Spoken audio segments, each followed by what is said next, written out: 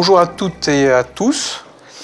Qu'est-ce qu'il faut pour réussir dans la recherche et le développement? Quelles compétences faut-il pour cela? Quel savoir-être, quelle qualité faut-il pour réussir dans la recherche? Et qui est le chercheur? C'est inconnu. Avec nous, nous avons des experts de la recherche de différents domaines professionnels qui vont nous en parler et que je vais d'abord laisser se présenter. Xavier? Bonjour, Xavier Boidieuzy. Moi, je suis président cofondateur d'une biotechnologie. Je me suis associé avec un chercheur, donc je ne suis pas vraiment le chercheur en tant que tel, mais du coup, je peux facilement parler de comment travailler avec un chercheur ou les problématiques de la recherche. Et donc, voilà, c'est une biotechnologie qui développe un médicament contre l'obésité. Bonjour, moi je m'appelle Thierry Rigaud, je suis directeur de recherche au CNRS. C'est mon activité, c'est l'activité pour laquelle je suis payé. Par ailleurs, je suis directeur du collège doctoral en Bourgogne-Franche-Comté. Et mon métier de chercheur, c'est étudier l'écologie, l'évolution des relations entre des hôtes et des parasites sur des modèles crustacés, poissons, ce genre de choses. Bonjour, je m'appelle Sandrine Chometon, je suis chercheure INRAE au Centre des sciences du goût et de l'alimentation. Et mon sujet porte principalement sur la perception du goût sucré dans le système du goût et le traitement de l'information au niveau cérébral.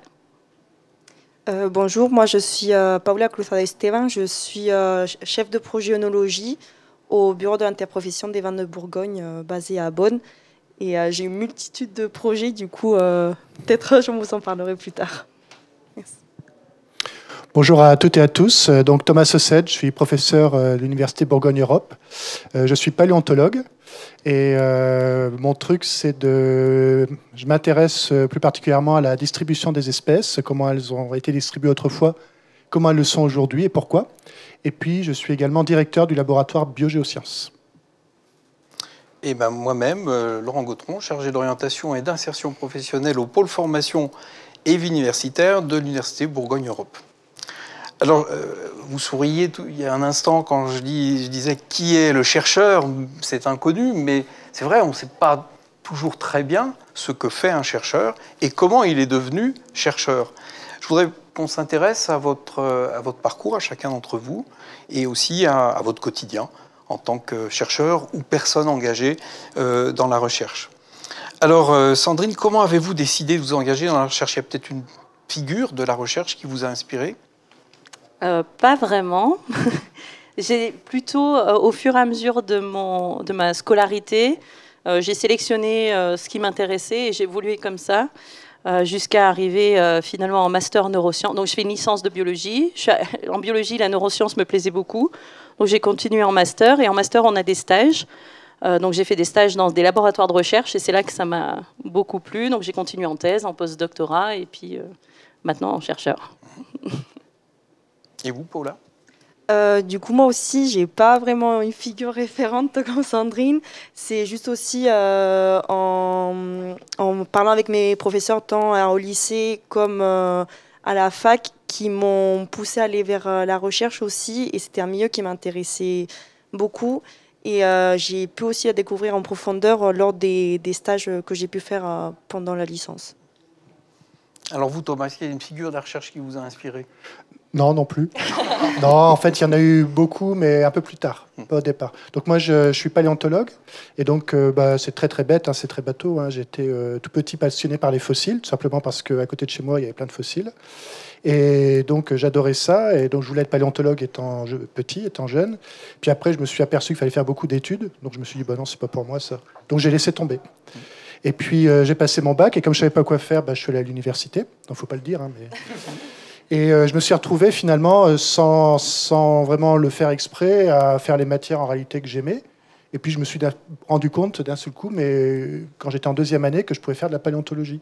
Et là, je me suis souvenu que j'avais toujours voulu faire ça. Et puis, du coup, je me suis embarqué. Donc c'était en plusieurs étapes. Et les figures, après, c'est un peu plus tard. C'est vraiment des personnes qu'on va rencontrer plutôt dans la deuxième partie des études, qu'on se dit « Ah ouais, dis donc, lui fait ça, c'est chouette, et ça, j'aimerais bien faire pareil. » Mais pas tout jeune, quoi. Et donc, c'est pas Jurassic Park qui vous a motivé à vous lancer dans la paléontologie?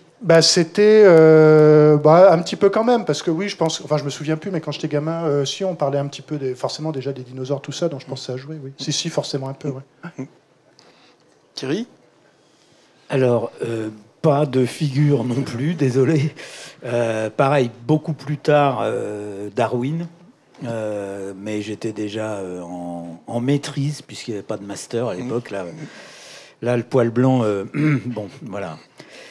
Moi, j'ai pas découvert la recherche par les stages en laboratoire, parce qu'il n'y en avait pas pendant nos formations. On n'en faisait que en DEA, donc en M2.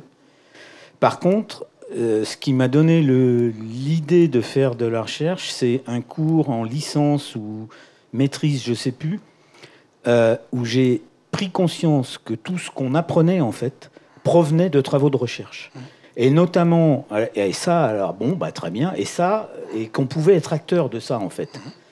Et j'avais été voir le professeur qui donnait le cours en question, et il m'avait dit, mais ça a été découvert ici, dans le labo qui est en haut, là. J'étais à Poitiers, à l'époque, et donc je suis monté voir un des profs, et je lui ai demandé, mais on peut. Bah oui. Et j'ai commencé comme ça à m'intéresser à ça. Et vous, alors Xavier, c'est l'aventure de l'entreprise? Moi, c'est un peu différent, effectivement, parce que j'ai une formation plutôt école de commerce et j'ai découvert la recherche, on va dire, plutôt appliquée dans des grands groupes. J'ai travaillé 15 ans pour le groupe Danone, 10 ans pour le groupe SEB. Donc, la recherche est quand même extrêmement présente et on a la chance à ce moment de travailler avec des instituts comme Pasteur, etc. Donc, on baigne dedans. Et c'est vrai que le jour où j'ai voulu créer ma société, ou plutôt racheter une société, et qu'on m'a dit, mais va rencontrer ce chercheur de l'Université de Bourgogne-Europe, à savoir le professeur Kahn, je disais, mais c'est pas du tout ce que je veux faire. Et finalement, qu'est-ce qui m'a fait plonger dans l'univers de la recherche? C'est la puissance qu'il peut y avoir justement derrière une recherche fondamentale à la transformer en recherche appliquée ou en développement. Et quand j'ai rencontré un chercheur qui me dit je pense qu'on est au début d'identifier quelque chose qui pourrait, et il venait d'être primé par l'Académie de médecine pour justement l'impact que ces recherches pouvaient avoir sur l'obésité à terme, je me suis dit, mais waouh, là c'est bluffant, là c'est intéressant, et il y a une vraie volonté de vouloir changer le monde. Après, avec tous les risques que ça comporte et les écueils qu'il y aura sur le trajet. Mais en tout cas, sur le papier, on se dit, voilà, il y a une belle mission et il faut y aller, quoi. Alors justement, avant qu'on aborde peut-être ce que vous vivez au quotidien, il serait intéressant pour nous de savoir sur quoi vous travaillez. Alors vous Xavier, le cœur de votre entreprise consiste en quoi? J'aime bien rappeler, moi, le jour où je me suis, entre guillemets, marié avec ce professeur, on était tous les deux convaincus qu'on allait monter une société de R&D. Et je dis ça parce que lui, dans sa tête, le R prenait 90% du temps, parce que l'ambition qu'il avait, c'était de pouvoir poursuivre ses travaux de recherche, alors que moi, dans ma tête, venant de grands groupes, le D prenait 90%. Donc on était alignés, mais on n'avait quand même pas... voilà. Concrètement, justement, nous, notre job au quotidien, c'est de maintenir quand même cet équilibre entre le R et le D. Il faut plutôt être sur la partie développement de ce qu'il a mis 15 ans, on va dire, à identifier en recherche au jour d'aujourd'hui, parce que c'est ce qui va nous permettre de financer la société, d'identifier des prochaines étapes et à terme de mettre un médicament sur le marché. Et je dis 15 ans parce qu'à peu près là, il nous reste 8 à 10 ans de développement avant de pouvoir être sur le marché. Mais d'un autre côté, ce qui est compliqué, c'est qu'il faut poursuivre les travaux de recherche parce que tout le monde avance et continue de découvrir des choses. Et donc, il faut en permanence, nous aussi, alimenter notre pipeline, on va dire, ou voilà, identifier de nouvelles molécules, etc. Donc, c'est ça le quotidien. C'est être... on va dire, avoir un bon équilibre entre poursuivre des travaux de recherche que j'appellerais fondamentales et puis développer des solutions pour arriver sur le marché et générer du chiffre d'affaires, ce qui est quand même l'objectif d'une société. Alors Thierry, vous travaillez... Alors vous ne travaillez pas sur le chiffre d'affaires? Non, du tout. Alors pas du tout. Non, moi je fais des... Là, pour le coup, c'est 100% recherche fondamentale. Bon, il y a toujours une implication de ce qu'on fait. Une des dernières manips à laquelle j'ai participé, c'est sur un parasite qui est en fait un ver intestinal de poisson, mais qui a deux hôtes, donc il faut infecter un petit crustacé. Le crustacé est mangé par le poisson et le ver se développe dans le poisson. Et ces vers, qui sont des acanthocéphales, ils ont une particularité, c'est qu'ils accumulent les polluants. C'est-à-dire que quand le poisson est infecté par ces vers et qu'il vit dans un milieu où il y a du cadmium ou du plomb, le parasite absorbe le plomb, le cadmium, l'accumule, et le poisson est très peu touché par le contaminant, en fait. Donc évidemment, il y a des gens que ça intéresse, en pisciculture, ce genre de choses. Bon, moi, j'étudie pas l'aspect, comment dire, polluant, etc., mais je collabore avec une équipe à Paris qui étudie ça. Et donc, on maintient le cycle du parasite pour savoir comment le poisson est détoxifié.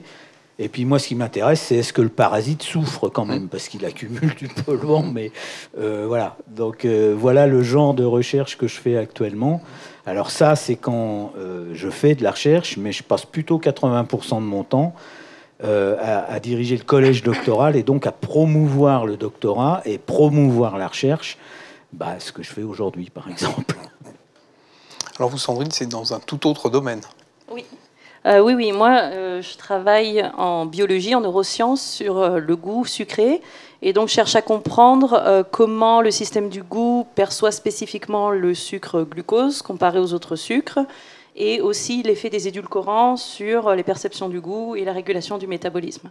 Et tout ça au niveau du système du goût, et ensuite comment l'information est traitée au niveau du cerveau.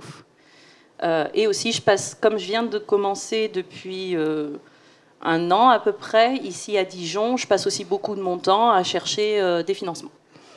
On ne cherche pas que de la science, on cherche aussi de l'argent pour faire la science. Le sucre, le vin. Exactement. Du coup, moi, je travaille sur 5 projets actuellement, en relation avec le vin, du coup.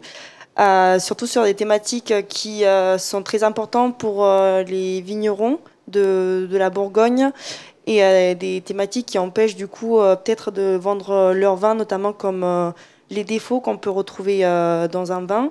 Du coup, on fait des recherches sur comment se produit ce défaut, et aussi sur d'autres problématiques par rapport aux troubles qu'on peut retrouver dans le vin, comment ils se produisent, et quel type de test on peut mettre en place pour éviter ou prédire qu'il y aura ce trouble dans le vin. Voilà. Thomas ? Oui, donc moi, comme je disais tout à l'heure, je travaille beaucoup je vais dire un gros mot, en biogéographie.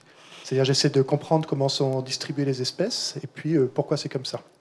Et je regarde aussi finalement comment ça a évolué, d'où ça vient, quels sont les facteurs qui jouent. Donc évidemment, à l'heure actuelle, la problématique des changements environnementaux, changements climatiques, évidemment, c'est des facteurs importants qui vont impacter la distribution des espèces. Et puis, je m'intéresse beaucoup à ça en Antarctique. Je travaille beaucoup sur l'océan austral, l'océan Antarctique. C'est-à-dire que dans une grosse partie de mon travail, il y a aussi toute une partie de travail sur le terrain, faire des expéditions, monter des missions océanographiques, créer des réseaux, aller sur le terrain avec des collègues pour étudier les espèces là-bas. Et puis un autre volet que je n'avais pas du tout anticipé, c'est que finalement ces travaux-là, ça va intéresser des gens qui travaillent en conservation, notamment les aires marines protégées, les réserves, etc., qui ont besoin de données scientifiques pour justifier, finalement, appuyer les politiques de conservation. Et donc, finalement, ça, je ne l'avais pas prévu. Et ça m'a amené à collaborer à de beaux projets, justement, avec des buts de conservation, comme par exemple la création d'une réserve, son extension, son classement à l'UNESCO, etc.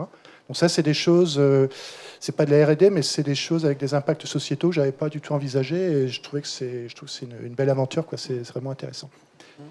Et puis pour le reste, comme je disais, je suis directeur d'un laboratoire de recherche. Alors c'est une partie de mon activité multifacette avec beaucoup d'aspects administratifs, financiers et autres.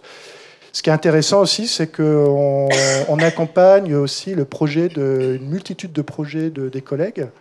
Il y a aussi tout un volet partenarial qui est vraiment intéressant, que je découvre aussi beaucoup en tant que directeur d'unité de recherche, avec des partenaires publics et privés. Et du coup, ça fait finalement, à travers les autres et le succès, l'avancée des projets des autres, finalement, par procuration aussi, on vit ces aventures-là. Donc ça, je trouve ça très intéressant. Ouais. On entend bien, vous écoutez la passion que vous avez à faire de la recherche ou à promouvoir la recherche. Mais est-ce que c'est facile, Sandrine ? C'est facile d'être chercheur ? D'être chercheur, de devenir ou une fois qu'on y est. Quand on y est. Oui. Quand on y est, facile, oui et non. Si on est passionné, on passera au-dessus des difficultés, mais la recherche, il y a toujours des difficultés. On détermine une hypothèse, on a des objectifs, on fait des expériences. C'est pas à 100%, ça marche, ça nous donne un résultat, on continue, etc. Les expériences marchent pas forcément. Il faut faire des mises au point. Il y a plein de choses qui peuvent ne pas tourner dans le sens où on pensait que ça allait tourner. Donc il faut avoir beaucoup de résilience et de persévérance dans ce qu'on fait et y croire.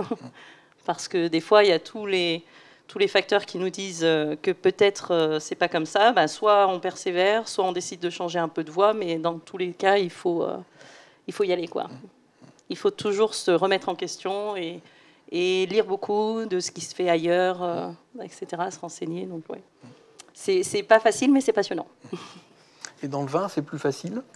Alors, du coup aussi, je rejoins Sandrine sur ce qu'elle a dit, que des fois, ça peut pas être si facile que ça, notamment aussi par rapport à des expériences que ça peut foirer. Du coup, c'est normal, ça arrive. Mais j'aimerais bien rajouter aussi le côté plutôt humain aussi, parce que actuellement, je fais des projets en partenariat avec des entreprises privées et avec les universités. Des fois, je trouve que le lien doit bien passer entre les deux personnes pour mener à bout les projets. Et le côté humain, ça aide énormément à faire aussi avancer certains projets. Alors, Xavier, vous parliez d'années, de longues années pour aboutir dans le projet. Donc le quotidien est difficile? Le quotidien est difficile, oui et non. On va dire le chemin est connu, puisqu'on sait que pour développer, on va dire, un médicament, entre le moment où on a découvert la molécule d'intérêt, donc on a déjà des résultats, on va dire, précliniques sur les animaux et éventuellement déjà un brevet, on sait qu'il y a encore à peu près pour 10 ans de travail et entre 100 et 300 millions d'euros pour financer l'arrivée sur le marché d'un tel médicament. Donc évidemment, on peut se dire, voilà, c'est une montagne infranchissable quand on est au pied de cette montagne. Heureusement, c'est étape par étape. Donc on sait que la première étape, ça va être de prouver la non-toxicité de la molécule et de se dire, bon, ça y est, alors que ce soit sur des études, on va dire, animales ou déjà des études cliniques. L'étape d'après, ce sera de se dire, tiens, on va faire une étude d'efficacité pour bien confirmer que ce qu'on a vu sur la souris, c'est vrai, soit sur une deuxième espèce animale, soit plus proche de l'homme, soit directement sur l'homme. Et effectivement, les premières étapes, ça va être aller entre 3 et 5 millions et on arrive, c'est un combat quotidien, mais comme je crois on parlait des financements de la recherche, c'est pareil, les montants sont peut-être un peu différents, mais ça reste les mêmes difficultés, on va dire. L'étape d'après, ça va être aller chercher 15 à 20 millions, mais si on a des résultats de toxicité, on est censé réussir à les trouver. Et si on a des résultats d'efficacité, on peut aller chercher 100 millions ou 150 millions. Donc voilà, c'est un cheminement qui se fait bien, etc. Après, la pharma, qui est encore un univers très spécifique, c'est des montants qui sont juste complètement dérisoires. Enfin, là, quand on parle sur l'obésité, il y a un médicament dont on entend beaucoup parler, ou en tout cas une solution, qui sont les agonistes de récepteurs de GLP-1, et entre autres une société danoise, Novo Nordisk. Elle est passée de 400 millions de bénéfices nets il y a 3 ans sur l'obésité à 8 milliards l'an dernier. Enfin, donc c'est fou, les montants sont fous. Après, c'est juste passionnant aussi. Et je pense que derrière toute recherche et développement de travaux de recherche, il faut effectivement cette passion, parce que sinon on arrêterait régulièrement, quoi. Et Thierry, alors avec les crustacés, les poissons, c'est facile? Oui, oui. Non, moi je rejoins ce qu'ont dit mes deux voisins sur l'aspect, résistance ou résilience. C'est une chose d'ailleurs que une qualité qui est reconnue aux docteurs qui ont fait une thèse en recherche, c'est la capacité de résistance à l'échec. Alors quand on dit ça à des doctorants, ils nous regardent comme ça en disant quelle horreur, mais en fait c'est l'aspect résilience, c'est-à-dire on a une hypothèse, on la teste, ça ne marche pas, pourquoi, on cherche, et puis au bout d'un moment on trouve pourquoi ça ne marchait pas, et on confirme l'hypothèse. Et là, ça flatte l'ego, quoi, on va dire, carrément. C'est-à-dire qu'on est super content. Mais on est passé par une phase où on est au fond du trou, donc, etc. Donc ça, c'est le quotidien de la recherche. Mais bon, quand on est passionné, il n'y a pas de souci. Comme tu disais, on surmonte ce genre de choses. Après, aller chercher des financements, alors c'est pas de l'ordre des vingtaines de millions quand on travaille en écologie, mais moi avec 20 millions, j'arrête de chercher des financements, c'est cool. mais bon, voilà, on passe quand même beaucoup de temps à ça. Et on va dire, en ce moment, pour moins. Voilà. Alors vous, Thomas, il y a l'aspect peut-être qui fait que les choses sont pas toujours faciles, c'est l'aspect humain, la direction. Alors, en fait, non. Là, ça, c'est gentil parce que c'est mon directeur d'unité, en fait. Voilà. On s'est calé, on s'est briefé avant. Non, moi, je trouve ça intéressant. C'est une dimension importante, managériale, qui est intéressante. Ce que je trouve, c'est que dans la recherche, il y a la dimension management de projet, qui est vraiment intéressant, le réseautage, etc. Puis je trouve que c'est dans l'évolution d'une carrière aussi, c'est quelque chose naturellement qui est intéressant de faire, de développer. Et finalement, la partie RH, c'est une dimension qu'au départ, le chercheur ne voit pas, je pense, parce que on est quand même plutôt expert. Hein, et c'est connu, les experts ne sont pas vraiment des managers. Quand je dis quand je discute avec des chefs d'entreprise, que je leur dis que j'ai 50 experts dans mon labo, ils me disent mais comment tu fais, c'est pas possible, ça peut pas marcher. Et parce qu'il faut un expert et puis deux managers à côté, quoi. Et donc en recherche, on est des experts, donc forcément le côté RH au début humain, on le voit pas trop, on n'est pas trop doué pour ça. Mais en fait, ça s'apprend. Et au contraire, après ça, c'est quelque chose qui est intéressant parce que c'est comme tout, c'est technique, ça s'apprend. Et quand on est curieux, finalement, on s'intéresse à ça, et puis voilà. En fait, il y a un élément déclencheur aussi, c'est qu'au départ, quand on est expert, on est vraiment dans la théorie, et on pense que le côté humain, il n'est pas important. Qu'en fait, ça peut être compliqué. On n'a pas besoin de convaincre les gens, il suffit d'être logique et ça va suffire. Et puis, on s'étonne que ça ne marche pas. Et en fait, avec le temps, on réalise que en fait, convaincre les gens, c'est déterminant. C'est ce qui est le plus important, et qu'il ne suffit pas d'être logique, il faut aussi faire ce qu'il faut. Communiquer correctement, savoir présenter les choses, etc., etc. Donc non, moi je trouve que c'est plutôt. Alors bon, ça dépend des jours, hein, évidemment, il y a toujours des bonnes nouvelles puis des mauvaises nouvelles, mais je trouve qu'au contraire, c'est le côté humain, c'est vraiment quelque chose vraiment d'intéressant, moi qui m'a beaucoup intéressé. Ouais. Alors chacun d'entre vous, là où il est un ou une observatrice de la recherche aujourd'hui. Et la question que je voudrais vous poser, c'est quels sont, pour vous, observateurs de la recherche, du monde de la recherche, quels sont les défis aujourd'hui du monde de la recherche, pour vous, Xavier? Moi, avec ma vision plus business et on va dire mon côté, automatiquement, je prône un peu pour une recherche fondamentale qui se transforme en recherche appliquée et qui réponde aux enjeux de demain. Même si je conçois que la recherche, justement, elle passe aussi par ces étapes où on va trouver parfois des choses où on se dit, il n'y a pas forcément derrière d'application immédiate. Et en fait, c'est parce qu'on a trouvé ça un jour que 5 ans après, on se dit, mais en fait, si, il y avait une application, mais on ne l'a pas vue tout de suite, etc.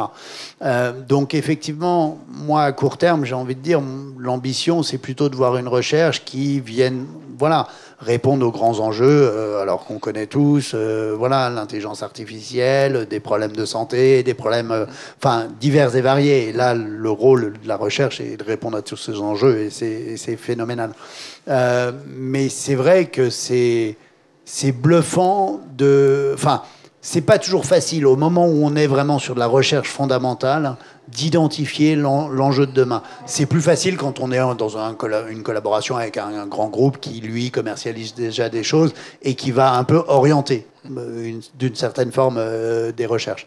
Mais non, la recherche, en fait, moi, j'ai découvert ce monde de la recherche, je vais être honnête, que je connaissais assez peu parce que, je connaissais mais c'est incroyable. C'est fou toutes les innovations qui sont planquées dans des tiroirs, parfois d'ailleurs un peu à regret, j'ai envie de dire, parce que j'ai ouvert quelques tiroirs, mais ça, on pourrait pas en faire quelque chose. Si, mais bon, on n'a pas trouvé quelqu'un pour porter le projet, ou personne n'y a cru, ou pas les financements, peu importe. Donc je veux dire, il y a une multitude de choses qui vont permettre de créer le monde de demain.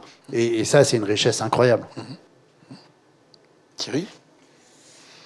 Alors moi, je trouve que le défi qu'on a à l'heure actuelle, ça fait quelques années que ça traîne, mais là, ça s'amplifie, c'est de rester crédible en tant que scientifique face aux attaques de fake news, de destruction, de tentatives de destruction systématique, plutôt de décrédibilisation de ce que l'on fait. Il suffit d'ouvrir n'importe quel forum de discussion ou d'aller sur des commentaires d'articles scientifiques sur Internet pour s'en rendre compte. Pour moi, c'est le défi majeur qui nous attend pour les 10 prochaines années, sur lequel on doit lutter. Alors, comme disait Thomas, être logique, ça suffit pas. Il faut convaincre, il faut batailler. Les plus jeunes doivent porter ce flambeau haut et fort. Mais là, pour le coup, là-dessus, je trouve qu'en ce moment, on vit vraiment des moments difficiles. Très clairement. Alors évidemment, quand ça permet de lutter contre l'obésité ou de faire marcher son smartphone, tout de suite, la science, on la remet pas en cause, quoi. Sauf que quand c'est les empêcheurs de tourner en rond, comme les écologistes par exemple, qui disent « faites gaffe parce qu'il y a des problèmes avec la biodiversité », là, on détruit. Et c'est assez paradoxal de voir ça, comme s'il y avait malheureusement une science utile, et ça, ça va, on l'accepte, et une science non seulement inutile, mais en plus nuisible à la société, entre guillemets, et ça, on l'accepte pas. Et enfin bon, on accepte la science et la recherche dans son ensemble, ou on l'accepte pas du tout. On peut pas accepter un bout, et puis, et d'autant plus que je rejoins tout à fait ce que tu disais, des recherches hyper fondamentales peuvent s'avérer avoir une application pour les sociétés ou la santé humaine 10, 15 ans, 20 ans après. Et donc, il n'y a pas de bonne ou de mauvaise recherche sur la thématique, quoi. Et c'est ce qu'on est, une petite tendance en ce moment à essayer de nous faire croire. Et ça, pour moi, c'est le gros défi. Sandrine, vous observez la même chose ? Oui, je suis d'accord avec Thierry. J'allais répondre la relation avec le grand public. Oui, tout ce qui est fake news, tout ça, et puis aussi que le grand public comprenne un peu effectivement ce qu'est la recherche et la science, parce que on l'a vu un peu avec le Covid, mais dans leur idée, on sait tout et on sait comment ça marche et ils attendent des réponses alors que c'est pas le cas. Donc faire comprendre que la science c'est par petits pas, on cherche, des fois on sait pas, des fois on pense que c'est comme ça, puis finalement non c'est plus comme ça. Donc oui, ça serait ça. Cette idée que les gens ont de la science qui peut être fausse et qui en plus est modulée par des gens qui veulent faire croire que la science c'est mal, quoi. Alors que non, on cherche juste à comprendre comment ça fonctionne et voilà. Oula. Du coup aussi je rejoins Sandrine et Thierry par rapport à ce qu'ils viennent de dire, et c'est aussi ils ont une attente de trouver la solution miracle à des problèmes, et nous, en tant que chercheurs, je trouve qu'il faut qu'on leur dise que, on fait des recherches justement pour trouver cette solution qui puisse leur aider, mais une solution miracle, ça n'existe pas, je trouve. C'est juste des moyens pour mieux s'adapter et aussi pour mieux s'adapter à leurs problématiques, aux sujets qui le tiennent à cœur. Les défis sont très nombreux. On n'a que l'embarras du choix, je trouve. Oui, pour rebondir peut-être sur ce qui vient d'être dit, c'est vrai qu'il y a l'enjeu de faire connaître à tout le monde ce qu'est la recherche. Et c'est vrai je pense que c'est difficile parce que il y a un biais culturel très fort. C'est qu'en fait, on est une société où on cherche toujours l'homme providentiel, et qu'en fait, le chercheur, c'est un peu l'homme, le génie qui va avoir l'idée et qui va réussir tout seul, qui a la vérité tout seul. D'où l'idée que finalement, chacun, en faisant sa recherche sur les réseaux sociaux, sur Internet, peut avoir la vérité tout seul. Et si on ne suit pas, c'est que c'est les autres qui se trompent. Et la recherche, c'est pas du tout ça. La recherche moderne évidemment, c'est la critique, c'est le travail des pairs, c'est le regard de l'autre, c'est refaire des expériences, il faut que ce soit reproductible, etc. etc. Et donc c'est normal que les scientifiques ne soient pas d'accord entre eux, et il faut qu'ils ne soient pas d'accord entre eux, parce que c'est la condition sine qua non pour faire des découvertes qui tiennent la route, des vraies découvertes. Et ça, c'est difficile à faire comprendre, parce que ce n'est pas forcément un schéma de société qu'on a, et donc c'est ça qu'il faut expliquer. Et il faut expliquer qu'il y a des domaines dans lesquels on cherche, on ne sait pas, il y a d'autres choses où on le sait par contre, Hein, quand la communauté scientifique elle est sûre de quelque chose parce qu'on l'a reproduit plein de fois indépendamment et c'est sûr, c'est comme ça il faut le dire. Mais il y a d'autres choses, on cherche. Et quand on cherche, c'est pas parce que les scientifiques sont nuls, c'est parce que c'est le processus de la recherche. Et ça, c'est difficile, je trouve que dans le... Et je pense qu'il y a un côté de biais culturel. C'est compliqué d'expliquer le processus de la recherche parce que c'est pas forcément le modèle social qu'on aurait au départ.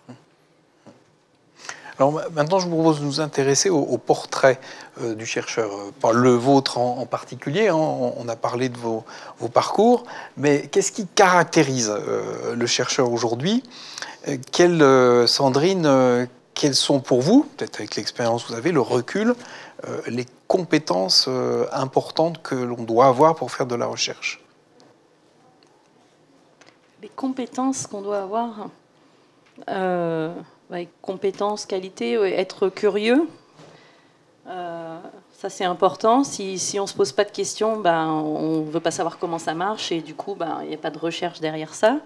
Donc la curiosité, et puis comme dit tout à l'heure, la persévérance, et puis penser aussi qu'un chercheur il est toujours en formation en fait. C'est pas parce qu'on a passé sa thèse que c'est bon, j'ai fini et puis je sais tout sur tout. Non, comme c'est tout le temps en évolution, on est toujours en train de se renseigner sur ce que les autres font, de se former, de lire. Et pareil, de se former aussi au niveau management de personnes. Comme il a été dit, quand on passe une thèse, on ne sait pas manager des personnes, mais il existe des formations. Donc on est toujours en train d'apprendre. Ça, c'est très intéressant, mais c'est une compétence qu'il faut avoir, de se dire, je ne veux pas faire des études. Une fois que j'ai fini mes études, j'ai mon métier et puis je fais un peu de la routine. Ce n'est pas le cas du chercheur. Alors Thomas parlait du management de projet, mais qui est évidemment indissociable de la recherche, et le management tout court, vous l'avez évoqué un petit peu, et aujourd'hui c'est incontournable, quand on fait de la recherche, d'avoir cette compétence-là? C'est une compétence qu'on doit acquérir avec le temps, au fur et à mesure qu'on a des projets, qu'on crée son réseau, Non, je dirais pas. Non, je pense pas que ce soit. Moi, sur vraiment, je dirais la même chose qui vient d'être dit. C'est vraiment la curiosité et la passion au départ. Et voilà, on se passionne pour quelque chose. Et puis après ça, effectivement, avec le temps, en développant ses projets, c'est là où on rentre dans la dimension managériale. Mais ça, c'est non, parce que c'est quelque chose qu'on apprend. Alors, après ça, il y a aussi une appétence personnelle. Il y a des gens qui n'aiment pas ça. Voilà, quoi. Mais non, moi, je dirais que non, c'est quelque chose qui s'apprend et qui vient avec le temps. Ouais. Donc, non, le point de départ, je pense, c'est vraiment la passion et la curiosité. Et la persévérance. Mais la persévérance, elle est liée à la passion. C'est-à-dire que quand on est passionné, ça ne marche pas, mais non, on veut absolument que ça marche, on s'entête et on n'arrive pas à trouver des financements, mais on s'entête, on recommence. Je pense que c'est vraiment ça qui est... Puis moi, je le vois dans le laboratoire que je dirige, c'est vraiment la passion pour la recherche qui fait que les gens, ils continuent à travailler malgré tout. Ça, c'est vraiment l'élément essentiel. Ouais.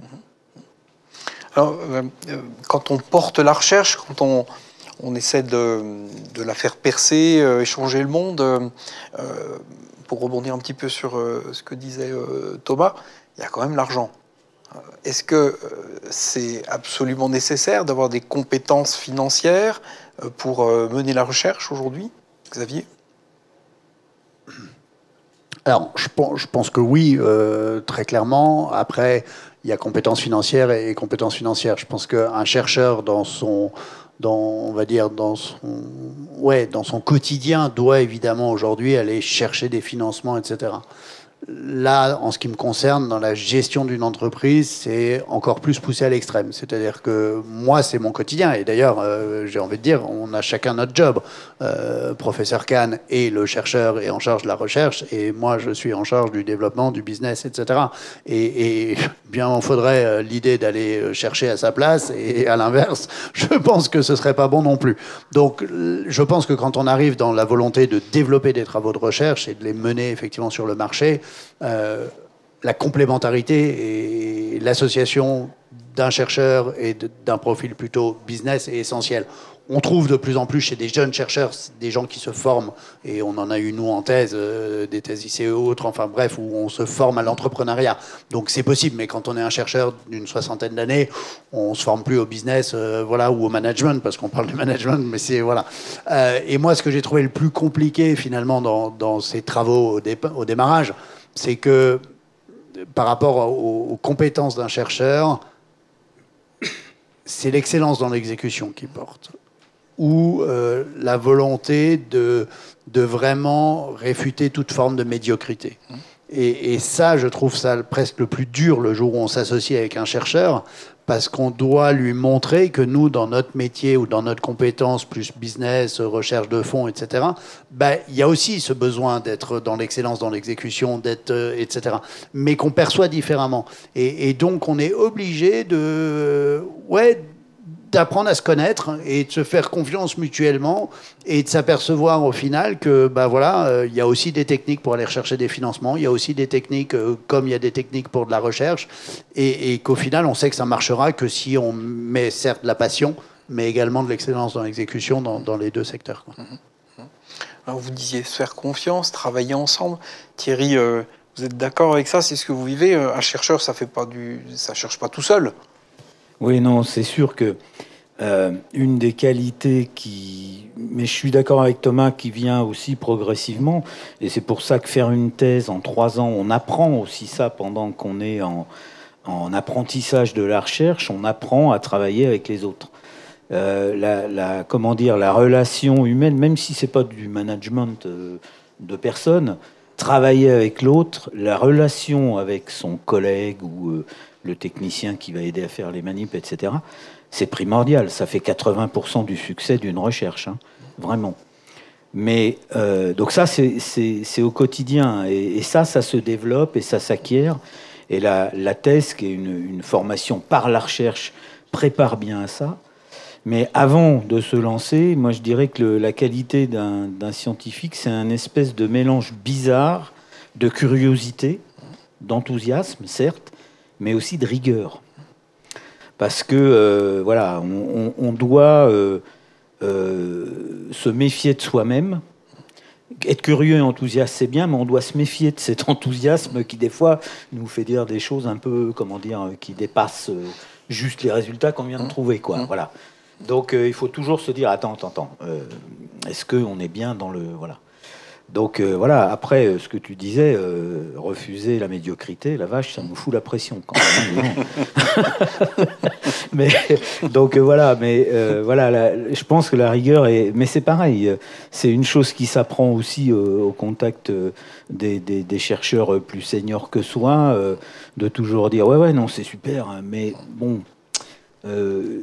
vérifie, reproduit, etc. Donc moi je trouve que c'est le portrait d'un chercheur, c'est un peu toujours cet aller-retour entre rigueur et enthousiasme, quoi.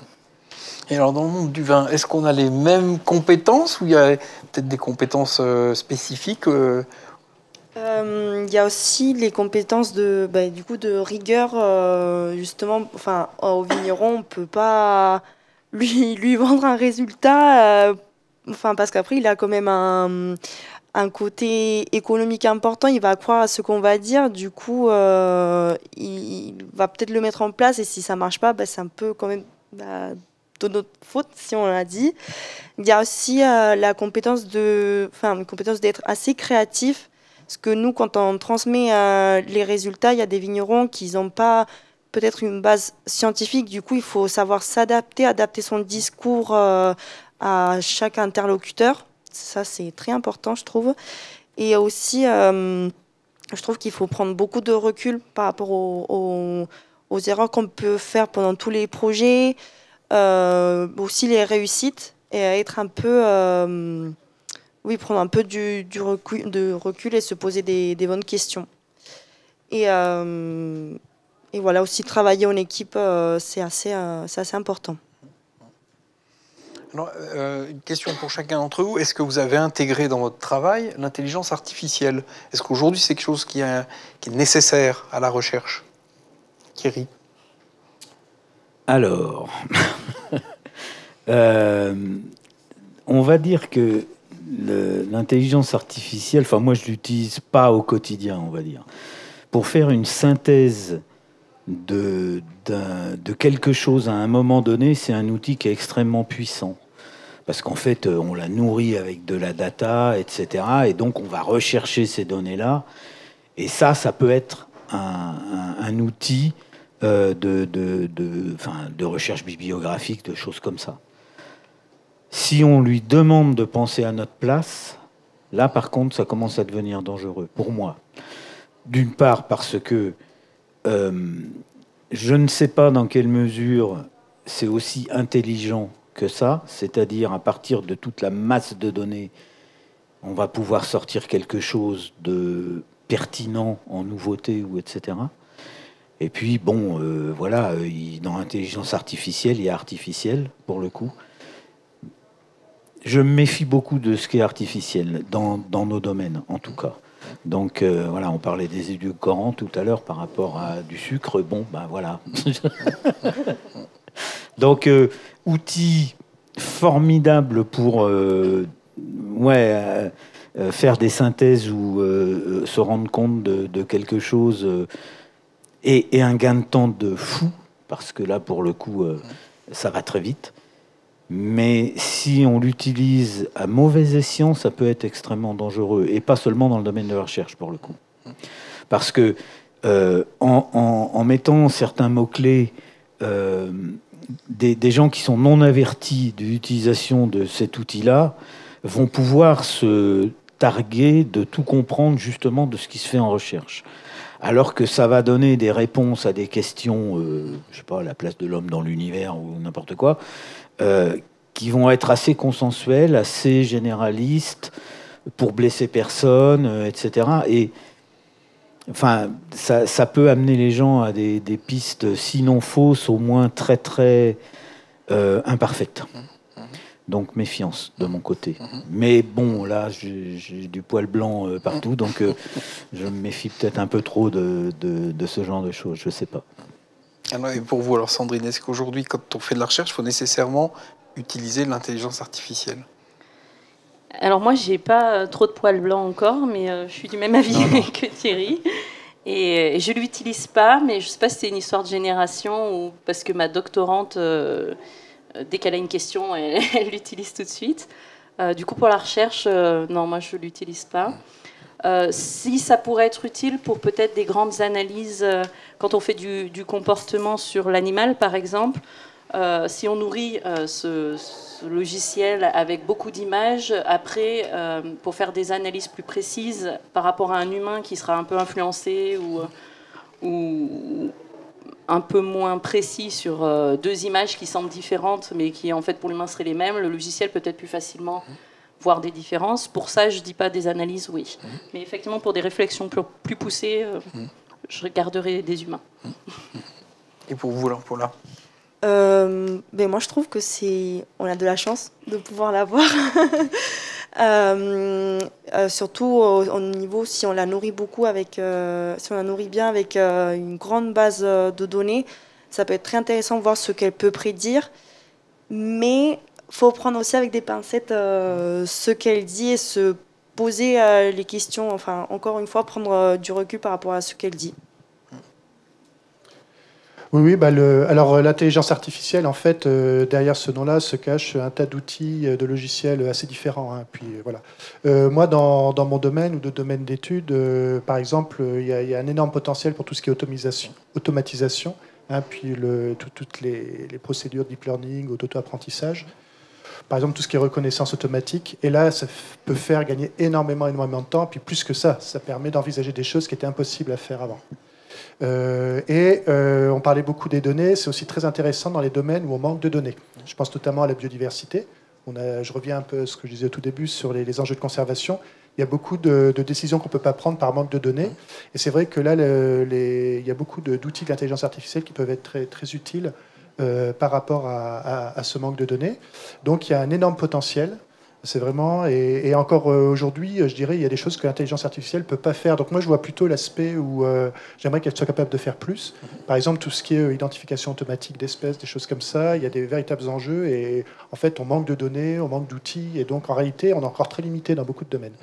Après, l'intelligence artificielle, ça recouvre des outils très complexes, et comme tout outil complexe, c'est compliqué de bien s'en servir.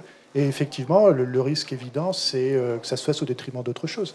Et notamment tous les facteurs humains, et puis que cet outil se transforme en objectif en soi, alors c'est qu'un outil. Hein, ce n'est qu'un outil, et il faut apprendre à bien le maîtriser, sinon évidemment, on risque de faire n'importe quoi. Donc, mais non, c'est un outil, enfin le potentiel, il est énorme, et il y a encore des recherches à faire, parce qu'il y a des choses qu'on ne peut pas faire, et qu'on pourrait faire grâce à ce type d'outil. Ouais. Alors peut-être que vous l'utilisez plus pour des questions de gestion, l'intelligence artificielle? Non, on va l'utiliser pour deux outils. Alors, l'intelligence artificielle, j'ai envie de dire du quotidien, mais ça peut être pour gérer de la communication, faire des posts LinkedIn automatiques ou des choses comme ça. Après, ça marche très très bien et c'est même redoutable parce que si on lui a bien donné les éléments de contexte, il est capable d'écrire à notre place des choses assez pertinentes, voire parfois trop. Enfin, moi, il y a des posts que j'ai pas voulu publier en disant mais j'aurais pas été capable d'écrire ça, donc c'est pas moi, donc j'y vais pas.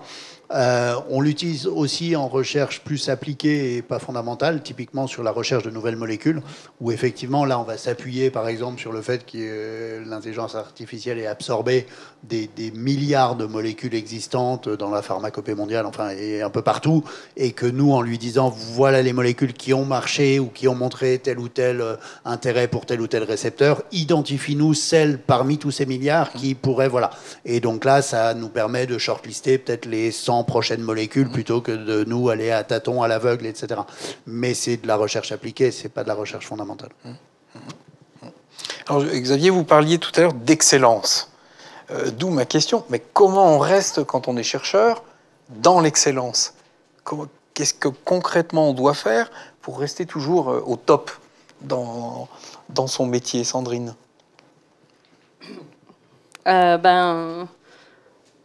Communiquer et écouter.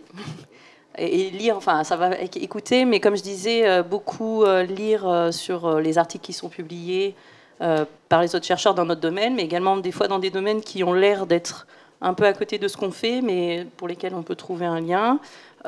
Et puis, on fait aussi beaucoup, enfin, on essaye aussi d'aller à des conférences, des congrès pour rencontrer les gens, et puis oui, discuter. Voir ce qui se fait ailleurs, quoi. Pas rester dans son laboratoire et fermer à ce que nous on fait, et puis c'est tout. Et alors Paula, est-ce que dans le domaine du vin, il faut boire beaucoup de vin pour rester dans l'excellence ou... Avec modération.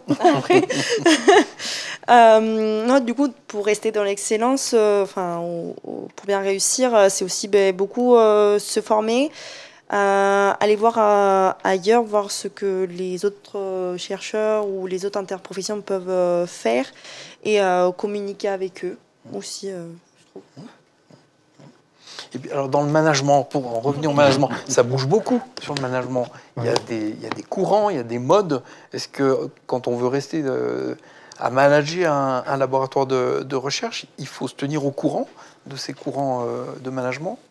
Non, je voulais pas répondre à cette question-là. Il faut que je réponde vraiment. Non, moi, c'est pas mon métier au départ, donc c'est pas pareil. Par rapport au management, je dirais plus essayer d'être attentif aux bonnes idées. Moi, je suis plus en fait, oui, c'est pas ma formation, donc je vais pas être dans la théorie. Je vais être vraiment dans la recherche des outils, vraiment du coup l'inverse de ce que je ferais en recherche fondamentale. Là, je suis plutôt dans la recherche de l'outil très appliqué. Donc, je vais être plutôt à la recherche de toutes les bonnes astuces, les bons outils pratiques, les bonnes idées, mais des choses vraiment très très concrètes, très très appliquées, plus que sur des méthodes. Et puis encore une fois, c'est vraiment la pratique au quotidien, quoi. Moi, je suis pas du tout un théoricien de la chose, donc je maîtrise pas du tout la théorie autour de ça. J'essaie de pratiquer le mieux, mais c'est un peu de la débrouille. Donc voilà. Thierry. Moi, j'ai du mal à répondre à cette question parce que je ne sais pas trop ce que c'est que l'excellence. Donc,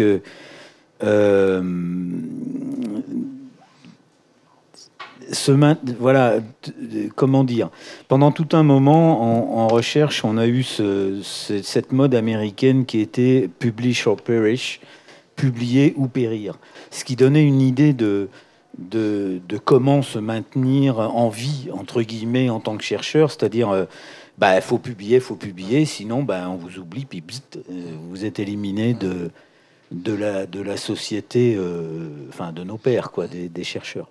Alors c'est sûr que pour un des intérêts de notre métier, c'est de partager nos connaissances.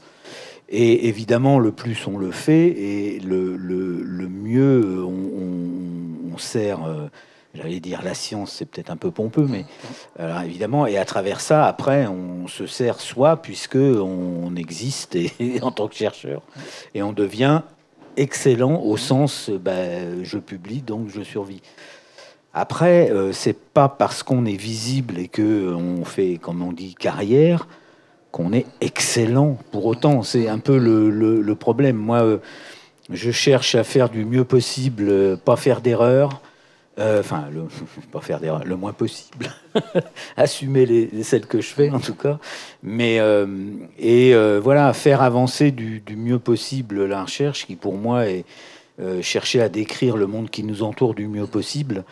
À tous les niveaux, et voilà, et si on fait bien son boulot, et si on arrive à avoir 2-3 résultats qui vont dans ce sens-là, écoutez, on est content, quoi, on est content. Après, si on veut être excellent au sens performant, etc., il y a un truc, c'est qu'il faut pas vieillir, quoi.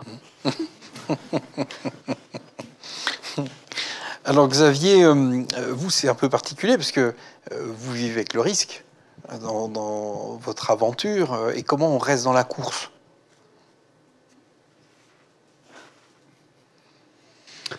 C'est compliqué comme question parce qu'effectivement il y a un environnement autour de nous, un environnement qui avance vite. Ce qui est extrêmement compliqué, c'est que ce qui était, je prends un exemple très concret, les travaux que le chercheur a réalisés entre 2017 et 2019 qui ont amené, on va dire, au dépôt de brevets. Il n'y avait pas de concurrence aujourd'hui, à ce moment, sur l'obésité. Il n'y avait pas de nouvelles solutions.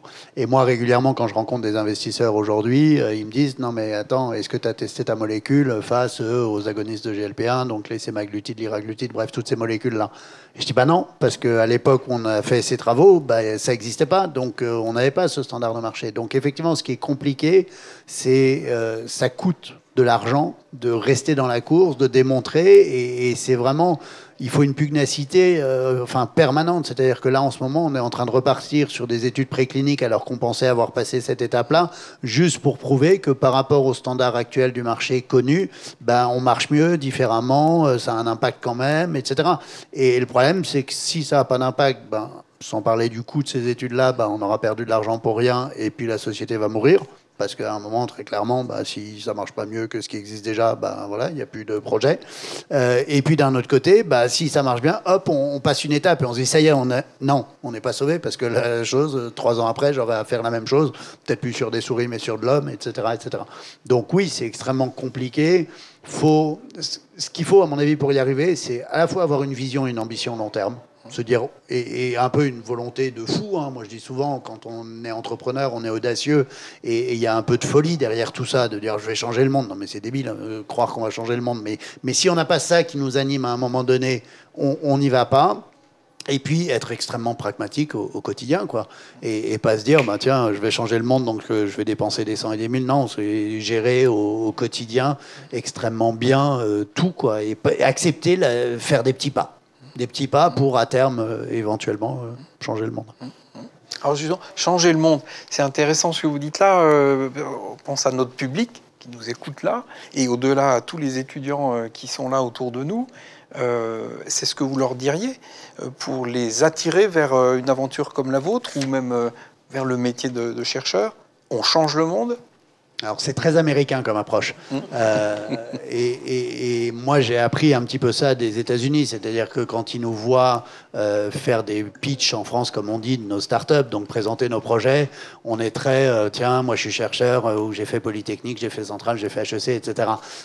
Et les Américains nous disent mais on s'en fout de ça, enfin. Et les Français, vous commencez toujours par dire je m'appelle machin et j'ai fait Polytechnique. Non, c'est pas la question. La question c'est quoi votre vision? Et effectivement, donc ce discours que je tiens, c'est un peu un discours à l'américaine de dire ouais, je veux changer le monde. Mais finalement, c'est vrai que s'il n'y a pas cette accroche et cette vision, cette volonté d'y aller, on n'a aucune chance de le faire. Je veux dire, le gars qui part en se disant ouh, ça va être compliqué là. Ouh là, l'obésité, c'est quand même vachement 1 milliard de personnes. Moi, je vais pas apporter ma pierre à l'édifice. Bah, on est mort. On est mort. Et on sait qu'en se disant je vais changer le monde, on arrivera peut-être qu'à un pouillème, mais c'est pas grave, ce pouillème sera déjà une victoire. Alors Thierry, le senior de la recherche, qu'est-ce qu'il dirait aux étudiants pour les attirer vers son métier? Pas forcément changer le monde, mais avancer vers une meilleure compréhension du monde grâce à la recherche. Et ça je trouve que c'est quelque chose qui est en soi, alors peut-être, je suis trop vieux pour le coup, c'est has-been, mais en soi est quelque chose qui est suffisant. Après, si ça amène à avancer vers changer le monde, c'est encore autre chose, mais se sentir utile, c'est voilà, c'est super. Mais moi, le truc primordial, c'est cette curiosité de comprendre le monde, plutôt que de vouloir le changer déjà. On comprend et après, éventuellement, on le change, mais on ne peut pas le changer si on ne comprend pas. Sandrine? Oui, je dirais que c'est un mélange entre à la fois un peu d'égoïsme, moi j'ai envie de savoir comment ça marche. Ah oui, complètement.